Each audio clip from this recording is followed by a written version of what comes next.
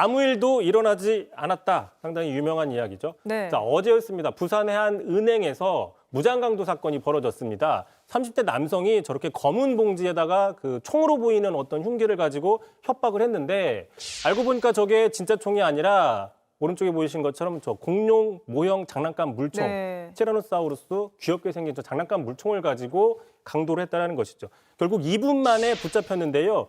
하지만 이제 이 30대 남성은 생활고 탓에 범행을 저질렀다라고 이야기를 했습니다.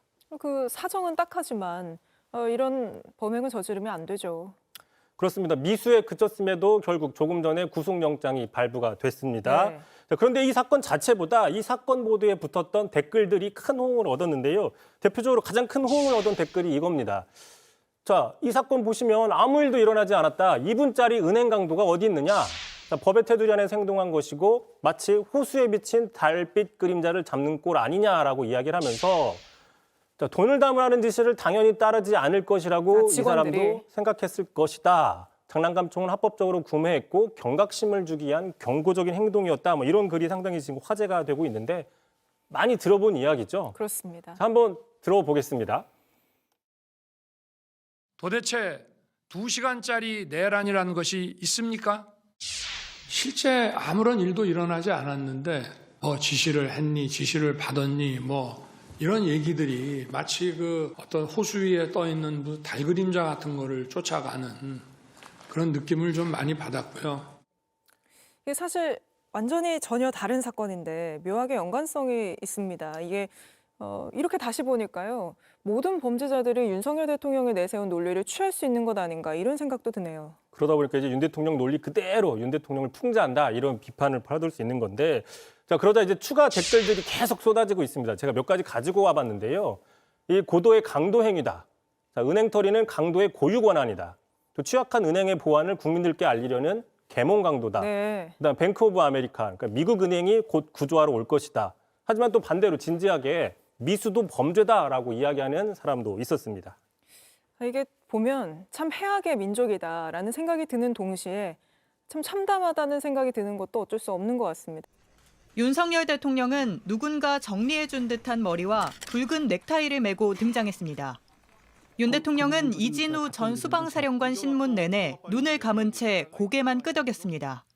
문형배 헌재소장 권한대행이 윤 대통령이 증인을 직접 신문하는 것을 금지했기 때문입니다.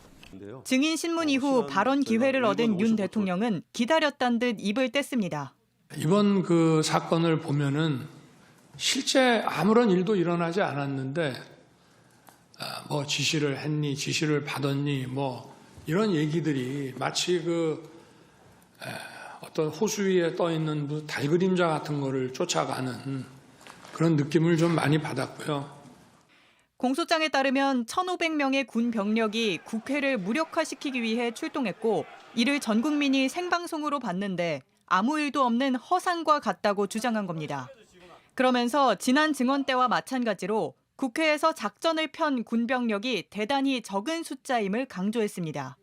수방사가 거의 그 몇 사람, 뭐 한 10몇 명 정도가 국회에 겨우 진입을 했고 또 7번 무슨 그 입구 부근에 이렇게 총기도 휴대하지 않고 이렇게 있었는데 그마저도 제대로 들어가지도 못했다고 주장했습니다. 그 특전사 요원들도 이제 불 꺼진 쪽에 유리창을 깨고 들어갔다가 그 소화기 공격을 받고 또 다 나옵니다.